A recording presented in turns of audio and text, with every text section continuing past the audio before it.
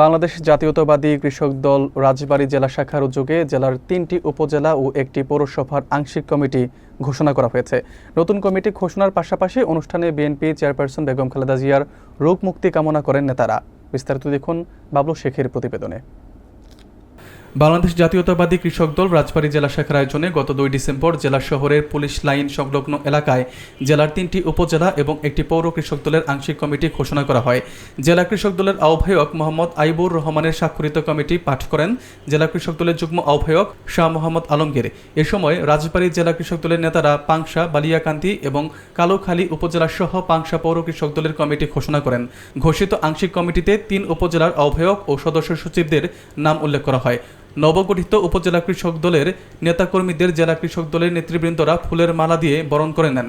Committee ঘোষণার পাশাপাশি এ সময় নেতারা বিএনপির চেয়ারপারসন বেগম খালেদা জিয়ার রোগ মুক্তি কামনা করেন। অনুষ্ঠানে অন্যদের মধ্যে উপস্থিত ছিলেন রাজবাড়ী জেলা কৃষক দলের আহ্বায়ক মোহাম্মদ আইবুর রহমান, সিনিয়র যুগ্ম আহ্বায়ক শাহ মোহাম্মদ আলমগীর, যুগ্ম আহ্বায়ক অ্যাডভোকেট শাহরিয়াজ্জামান রাজীব, মোহাম্মদ মনসুরুল আলম ও মোহাম্মদ রাজু আহমেদ সহ বিভিন্ন ইউনিটের নেতাকর্মীরা। খুব শীঘ্রই আমাদের নেতা আমাদের দেশে আসবেন এবং মহামাটির নেত্রী বেগম খালেদা জিয়া সুস্থ হয়ে আমাদের মাঝে ফিরে আসবেন। আপনারা সবাই আমাদের নেত্রীর জন্য দোয়া করবেন। আমাদের এই কৃষক দল সারা বাংলাদেশে এই ভোট দিতে যে কৃষক দল একটা সিঁড়ি হিসেবে কাজ করতে পারে।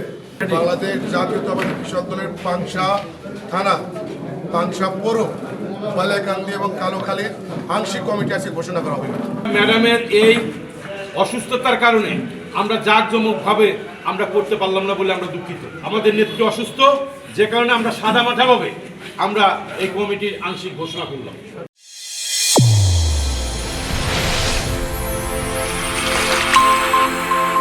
চ্যানেল A1 হৃদয় রেসপন্স।